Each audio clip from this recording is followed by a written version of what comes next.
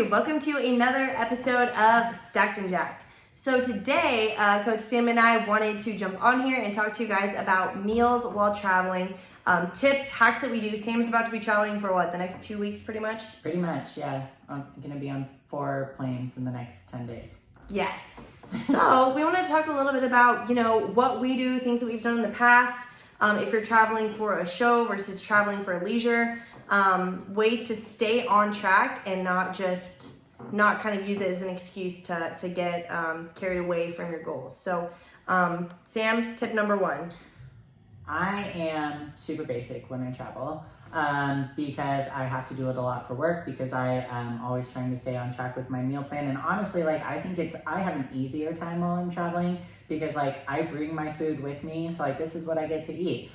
We do go out to eat once in a while, but what I'll do is I'll cook my protein in bulk and freeze it and then just portion it out through the week as I'm traveling. I usually go to a local grocery store to get my vegetables. Again, really basic with my vegetables. Then I'll grab a couple bags of shredded lettuce or something. There are other ways to do that, to pack your own food too. I've got an athlete right now who is traveling to Jordan for 10 days, and her plan is to she packed 10 days worth of tuna packets, chicken packets, and rice cakes. So I know that that's not everybody's cup of tea. So we've got a lot of other ideas.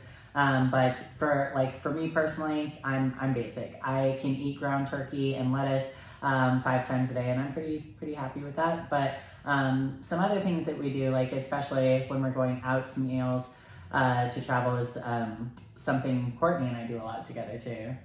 So favorite travel food spot destination. Obviously Chipotle. Chipotle for the win. Obviously. So here's the trick with Chipotle, guys. Let's say you have you got 5 meals on your plan, and the hardest thing to nail, I would say, when you're eating at a restaurant is carbs. Now Chipotle is a little bit of an exception because they're not loading down the rice with butter, right? That's the exception. So if I have 4 ounces of lean protein, 35 grams of carbs, and veggies on my plan, I'm gonna get my lean protein, I'm gonna get rice or beans. I'm not gonna get both because those are both pretty high in carbs, and especially too, sometimes they get carried away with the scoops. I would specify hey, can I just get 1 scoop of that? And they'll usually be like, oh, sure, whatever. But that's really important, is because I've heard of people be like, oh, I did so good. I ate at Chipotle. I got steak, and I got rice and beans, and I got the corn, and I got all this stuff, but I didn't get the cheese. I'm like, okay, so rice and beans have carbs. We got to pick one or the other. That's how we stay on track and not get too carried away with calories from that particular place. That's true. And I think, if you do have a fats with carbs or some fats in your meal, you could do a little bit of cheese if you wanted to. Cheese or guac, yeah. So that's an option as well. I know one thing that Adam and Ashley talk about a lot in their podcast is using a meal prep service when you're traveling, which I think there's a benefit in that. I'm super cheap, so I would rather bring my own food. But that is an option. And Team Elite Physique, we partner with Trifecta, and they'll actually ship your food to your destination. So if you were staying in a hotel, you could even have your food delivered to the hotel, so it's ready when you get there, which is pretty cool if you feel like making that financial commitment. But another thing we do when we travel, because a lot of what we do is go to shows, so we do team dinners and things like that. And I'm telling you, unless even if you're eating at McDonald's, there's always something that you can find on the menu that's going to be macro friendly. There's been McDonald's, go. What would you get? They have a grilled chicken sandwich. And you just take it off the bun. You just take it off the bun. Boom. Yep, easy day. Easy. Same thing with Chick-fil-A, but Chick-fil-A even now has grilled nuggets. Grilled nuggets. Don't get the Chick-fil-A sauce, guys. Yeah, but not the sauce. You can't do the macs on the sauce are not good. Real bad. So super, what do you call it? Super palatable? Hyper palatable. So you guys, if you guys didn't know, I am very close to getting my registered dietitian credential, and what dietitians call something that is extremely high in carbs and fat is hyper palatable. So if it tastes really good, it's probably garbage. AKA delicious. Yeah, okay, cool. So we've established that. Now, actually, that's a really good segue, right? We're not going to get the sauce. But the cool thing about sauces is if you guys have like an Amazon account, for instance, you guys can get small individually packaged sauces from different companies. Like sugar-free pancake syrup is a great one. You can get Walden Farms individually packaged sugar-free pancake syrup. I love those. You can also get like fat-free and light dressings in packets ready to go. You go to a restaurant.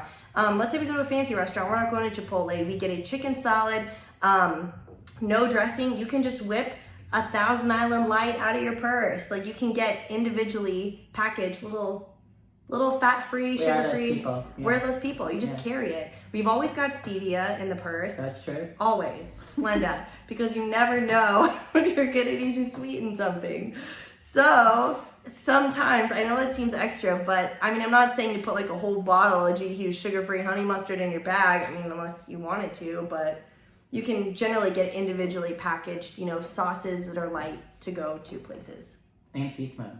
And feast mode, that's something you might want to get. That's like travel essential. Always. And you can bring like the full size. I know this because I traveled last weekend also. I bring like my full size bottles, and TSA doesn't have a problem with it. I can even bring it on the airplane. But I use more feast mode than sauces, if we're being honest. Agreed, me too. Yeah, I don't even use salad dressing anymore. And that's not just a plug on feast mode. Obviously, you guys know that we're affiliated with feast mode now because we were obsessed. But I don't even use really sauces anymore either. Not for the most part. On breakfast, you gotta have the sugar-free syrup for breakfast. Yeah, agreed. And definitely. the turkey sausages that I'm currently obsessed with. Definitely.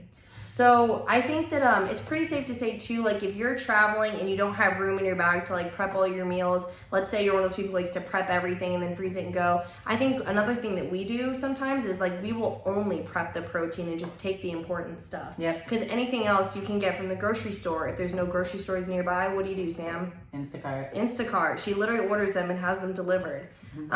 So there's so many different ways around it. And even like, let's say you don't pack your protein. You don't pack your protein, you're in this place, you don't want to eat out for every single meal.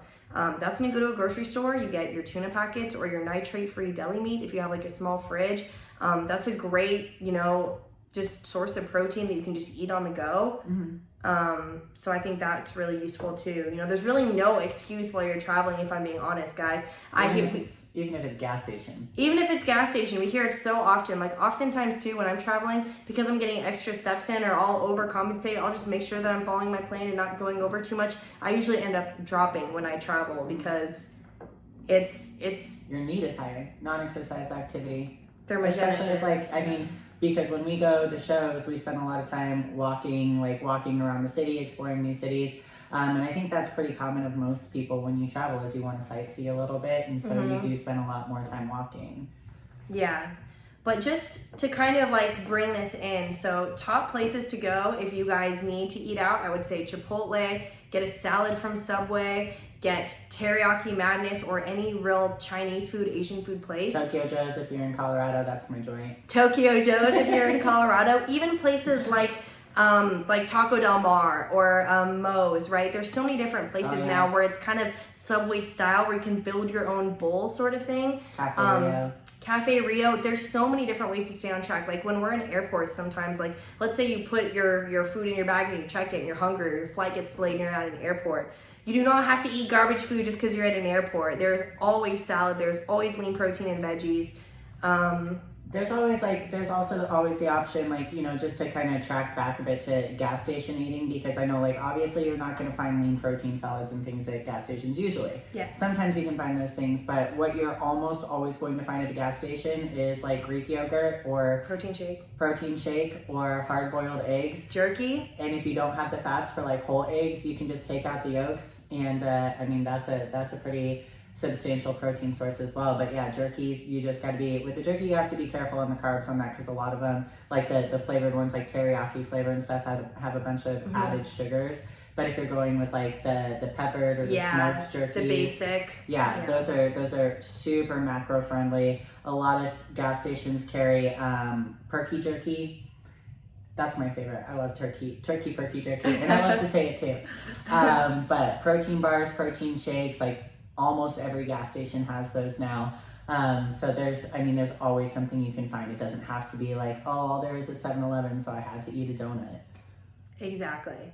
And if you're really hungry or you're, let's say there's literally nothing, they're sold out already, you go to the one gas station that has absolutely nothing, you can just, what I would do is I would make my way to the beverage section and I would drink a Diet Coke to tie me over until I can get to something better. Yep. At that point, it's how bad do you want it? Are you willing to be just uncomfortable and hungry for a little while, drink a beverage to tie you over until you can get to something that's gonna keep you toward your goals? And at that point, it just comes down to, again, discipline, how bad you want it, and how much your goals really mean to you. Yeah, absolutely. All right. Do you have anything else or closing remarks? I don't think so. I think that's definitely, like I said, I'm basic. I think that covers pretty much everything that I do. But it's just to bring it all together, there's always a way around it. And if you're gonna make excuses, you're always gonna find excuses. Like, don't make that the reason that you're not following your diet or achieving your goals, because there's always going to be a reason to not to do it. So instead of finding an excuse, find a resolution. Exactly. So, hope this video was helpful to you guys. If you liked the video, give it a like. If there was something you learned, something you think somebody else could use, share the video. And Tag us. Sammy Catlin, That Nutrition Chick. Yes, so happy traveling to all you guys. See you next time.